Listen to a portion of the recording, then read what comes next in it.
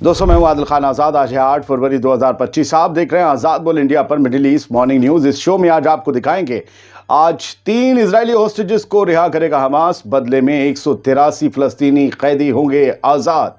फलस्तीनियों को रिहाई से पहले गजा की बर्बादी की शॉर्ट फिल्म दिखाएगा इजराइल, फिर हथियार न उठाने की वार्निंग देना है मकसद।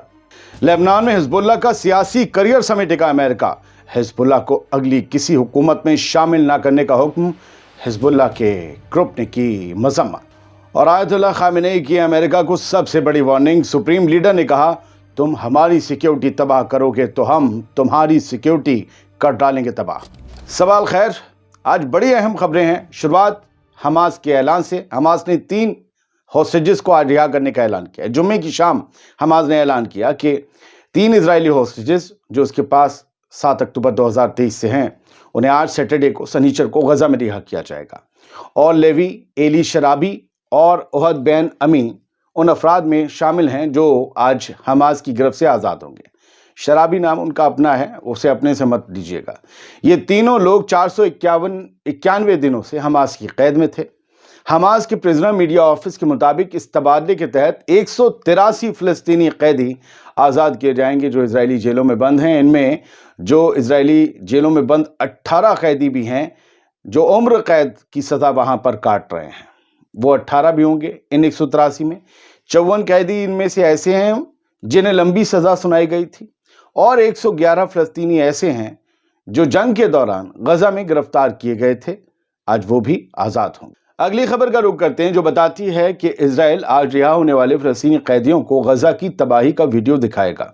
एक शॉर्ट फिल्म बनाई है, वो दिखाएगा ताकि उन्हें बताया जा सके कि 7 अक्टूबर 2023 का बदला लेने के लिए इजराइल ने उनको किस दर्जे तक तबाह किया है, उनके गजा को किस दर्जे तक तबाह किया है। और ये भी समझाया जा सके इजराइल की तरफ से, ये मकसद होगा कि तुम्हें अपनी रिहाई पर खुशी मनाने की जगह अपनी बर्बादी पर अफसोस करना चाहिए कि तुमने हमारे साथ क्या किया। द टाइम्स ऑफ इजराइल के मुताबिक दोस्तों, आईडीएफ और इजराइल प्रिजन सर्विस ने 3 मिनट का एक वीडियो तैयार किया है जो गजा की तबाही के मंजर दिखाता है। इनमें सब वही मंजर होंगे, हर सेकंड में एक बम, हर सेकंड में एक बम, और उड़ते हुए चीतर दिखाए जाएंगे। ये होगा, ये वीडियो उन फलस्तीनी कैदियों को दिखाया जाएगा जो सीज फायर डील के तहत आज रिहा हो रहे हैं। इजरायली मीडिया रिपोर्ट्स के मुताबिक इस वीडियो का मकसद ये दिखाना है कि इस जंग का गजा पर क्या असर पड़ा। जिन कैदियों को कैद के दौरान मीडिया का ज़्यादा एक्सेस नहीं मिला था इजरायली जेलों में, उनको ये समझाने की कोशिश की जा रही है कि जंग का नतीजा क्या होता है और क्या रहा है। दरअसल ये एक साइकोलॉजिकल स्ट्रैटेजी भी हो सकती है ताकि रिहा होने वाले लोग किसी नए रेजिस्टेंस मूवमेंट का हिस्सा ना बने। बहुत मुमकिन है जो कैदी इनमें से आज़ाद हुए होंगे उनमें से किसी की माँ, किसी की बीवी, किसी के बच्चे, किसी की बहन, हो सकता है किसी का पूरा ख़ानदान इस जंग में जाँ बहक हो चुका हो, शहीद हो चुका हो। बहुत मुमकिन है कि ये आईडीएफ का एक और नया तरीका हो सकता है साइकोलॉजिकल वॉरफेयर का हिस्सा बनाने के लिए। लेकिन अपना सवाल ये है कि क्या आईडीएफ ने इन कैदियों को अपने उन फौजियों की वीडियो भी दिखाने का फैसला किया है जिसमें आईडीएफ के फौजी फ़लस्तीनी औरतों और लड़कियों के अंडरगारमेंट्स पहनकर बहुत ही बेशर्मी से वीडियोस बनवाते नजर आ रहे थे। वो जो बेशर्मी पूरी दुनिया में उनकी मशहूर है, क्या उनके भी वीडियो दिखाए जाएंगे जिनकी चारों तरफ थूथू हुई थी? मेरा बस पूछना है। बढ़ते आगे, लगता है कि दुनिया भर में मुखालफत होने के बाद ट्रंप ने अपने कदम थोड़े से पीछे खींचे हैं, जिससे फिलहाल गजा के लोग कुछ चैन की सांस ले सकते हैं। अमेरिकी सदर का कहना है कि वो गजा प्लान में कोई जल्दबाजी नहीं करेंगे। यूएस प्रेसिडेंट डोनाल्ड ट्रंप ने कहा है कि वो गजा को टेक ओवर करने और रीडेवलप करने के प्लान में जल्दबाजी नहीं करेंगे, यानी कि अभी वक्त लगेगा, अभी थोड़ा सा सस्ताया जाएगा, प्लान बनाया जाएगा। हो सकता है कि ये जो अब नया बयान आया है उसके पीछे कोई बहुत बड़ा प्रेशर आ गया हो दुनिया भर से। व्हाइट हाउस में सहाफियों से, जर्नलिस्ट से बात करते हुए डोनाल्ड ट्रंप का कहना था, we are in no rush on it, यानी हमें कोई जल्दबाजी नहीं है गजा के प्लान को लेकर, आराम से काम करेंगे। पहले दिए गए बयानात, ट्रंप ने मिस्र और उर्दून यानी कि जॉर्डन से कहा था कि वो कुछ गजा के रिफ्यूजीज को लें, अपने यहाँ बसाएं जब तक गजा दोबारा ना बनाया जाए। इसके बाद मिस्र ने और जॉर्डन ने इस आइडिया को रिजेक्ट कर दिया। उसके बाद ट्रंप ने ये कह दिया कि अमेरिका गजा को अब टेक ओवर कर लेगा। तुम नहीं ले रहे हो, चलो हम ही ले रहे हैं। अब तुम गजा के लोगों को नहीं ले रहे हो, हम गजा को ले लेंगे। اور کہا کہ وہاں کے لوگوں کو دوسری جگہ بسایا جائے گا۔ کئی افریقن کنٹریز کے نام آئے، موروکو وغیرہ، یہ سب سوڈان وغیرہ، یہ سب۔ خیر، انٹرنیشنل کمیونٹی کا رد عمل کیا ہے؟ امریکہ اور اسرائیل کے الائز نے بھی ٹرمپ کے اس پلان کی مخالفت کی۔ یہ ایک پریشر ٹرمپ کے لیے ہو سکتا ہے۔ اس پر ٹرمپ کا کہنا تھا کہ یہ ایک بہت اچھا انتظام ہے۔ اصل میں یہ ایک بڑا ریئل اسٹیٹ معاملہ ہے جس میں امریکہ ایک انویسٹر ہوگا، یہ ٹرمپ کا کہنا ہے۔ ریئل اسٹیٹ معاملہ ہے، غزہ کو بنانا مطلب پہلے تباہ کر دو پھر ریئل اسٹیٹ معاملہ۔ اور وہ کہتے ہیں کیا ہمیں اسے فوراً کرنے کی کوئی ضرورت نہیں، آرام سے کریں گے۔ ٹرمپ اس کو ایک بزنس پروجیکٹ کی طرح دیکھ رہے ہیں جس میں امریکہ ایک انویسٹر ہوگا، پیسہ لگانے والا۔ جو پیسہ لگاتا ہے وہ تو وصولتا ہے بیاج کے ساتھ۔ اس کا اثر کیا ہو سکتا ہے؟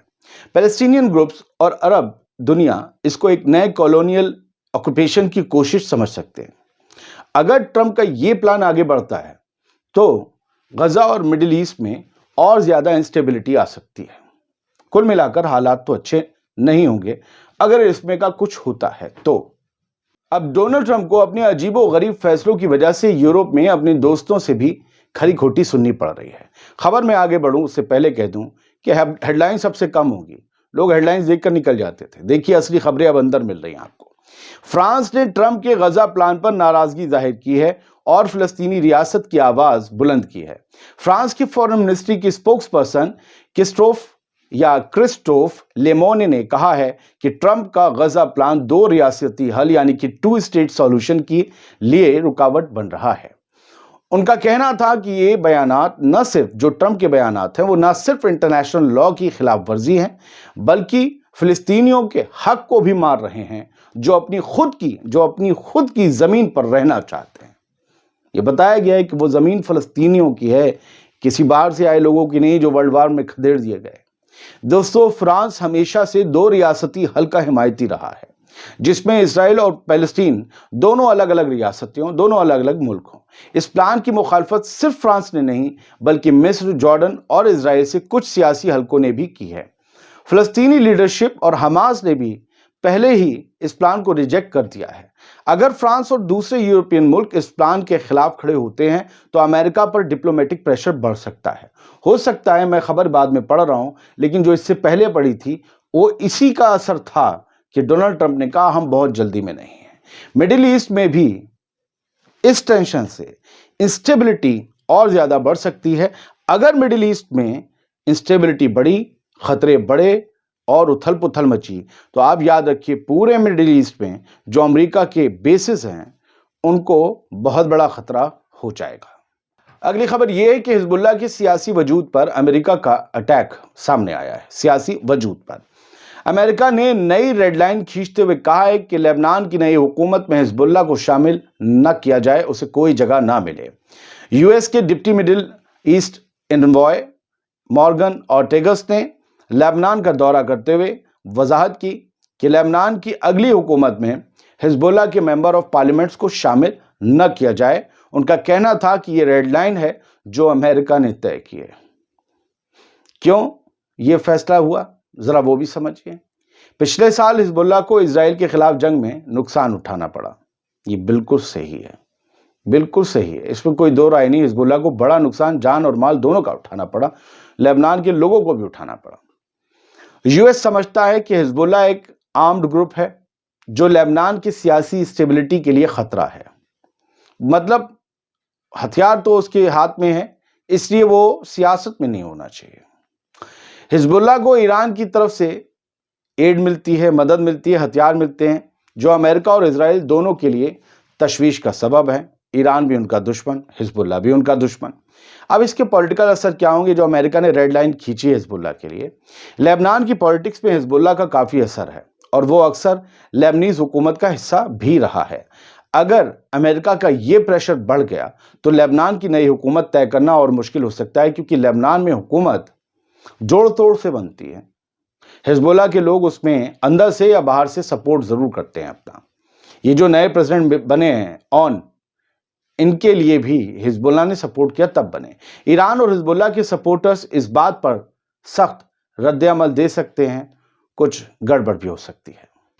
اب بات ایران کی۔ ایران کا ایک اعلان سامنے آیا ہے، کہا گیا ہے کہ اگر یو ایس، امریکہ ہماری سیکیورٹی بگاڑے گا یا ہماری سیکیورٹی کے لیے خطرہ بنے گا تو ہم بھی ان کی سیکیورٹی کو بگاڑ دیں گے، اس کی شکل بگاڑ دیں گے۔ ایران کے سپریم لیڈر آیت اللہ خامنئی کی طرف سے دیا گیا یہ بیان اب چرچا میں بن سکتا ہے۔ انہوں نے کہا ہے کہ اگر امریکہ ایران کی سیکیورٹی کو نقصان پہنچانے کی کوشش کرے گا تو ایران بھی جواب میں US کی سیکیورٹی کو چیلنج کرے گا۔ یہ بیان اس وقت سامنے آیا جب امریکہ اور ایران کے درمیان ٹینشنز بڑھنے لگی ہیں، خاص کر مڈل ایسٹ کے معاملات پر، اور یہ سب تب ہو رہا ہے جب سے ڈونلڈ ٹرمپ نے اپنا دوسرا دور صدارت شروع کیا ہے 20 جنوری سے، تب سے ٹینشن بڑھ گئی ہے۔ اس بیان کا کانٹیکسٹ کیا ہے وہ سمجھیے۔ امریکہ نے ایران کے مختلف سیکٹرز پر نئے سینکشنز لگائے ہیں۔ US کے آفیشلز ایران کی نیوکلیئر پروگرام اور مڈل ایسٹ میں اس کی ملٹری مدد پر تنقید کرتے رہے ہیں۔ ایران سمجھتا ہے کہ امریکہ اس کی سوورنٹی، اس کی خود مختاری اور اس کی اسٹیبلٹی کو چیلنج کر رہا ہے، تو اب ایران کو بھی ریٹیلیٹ کرنا پڑے گا۔ ایران کی طرف سے دیا گیا یہ بیان خامنئی صاحب کی طرف سے کیا ایک ڈائریکٹ تھریٹ ہے امریکہ کے لیے؟ علی خامنئی نے مزید وضاحت نہیں کی کہ کس طرح سے وہ امریکہ کی سیکیورٹی کو ڈسٹرب کریں گے، لیکن پہلے بھی ایران اپنے اتحادیوں جیسے کہ حزب اللہ اور حوثی موومنٹ کا استعمال کر چکا ہے یا ان کا ساتھ لے چکا ہے، اور امریکہ اور اس کے الائز کے خلاف کئی ایکشنز لے چکا ہے۔ ایران ڈائریکٹ کچھ بھی نہیں کر رہا تھا، لیکن اس کے الائز حملہ کر رہے تھے۔ آگے کیا ہو سکتا ہے؟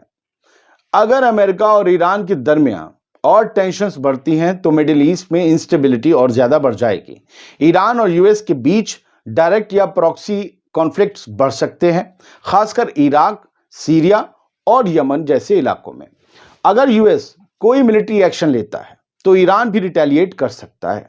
اس کا نتیجہ کیا ہوگا اگر یہ سب کچھ اس لیول تک بڑھ کر، اور جو میں نے کہا وہ تصویریں سامنے آئیں، تو یہ بیان یہ دکھاتا ہے کہ ایران اور اس کے درمیان جذباتی اور سیاسی کشیدگی ابھی بھی برقرار ہے، اور دونوں طرف سے ایک دوسرے کو چیلنج کیا جا رہا ہے۔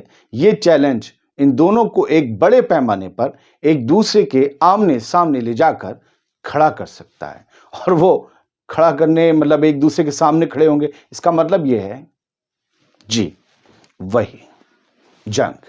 اسرائیلی آرمی کا لگاتار ویسٹ بینک میں بھی حملہ جاری ہے، وہاں پر جینن میں، تلکارم میں وہ گھر تباہ کر رہی ہے، فلسطینیوں کو بے گھر کر رہی ہے۔ جو غزہ میں ہوا تھا وہ وہاں بھی جاری ہے۔ الجزیرہ کی ہیڈ لائن تو یہی بتاتی ہے۔ چھوٹی چھوٹی خبریں میں آپ کو یہاں سے دیے دیتا ہوں۔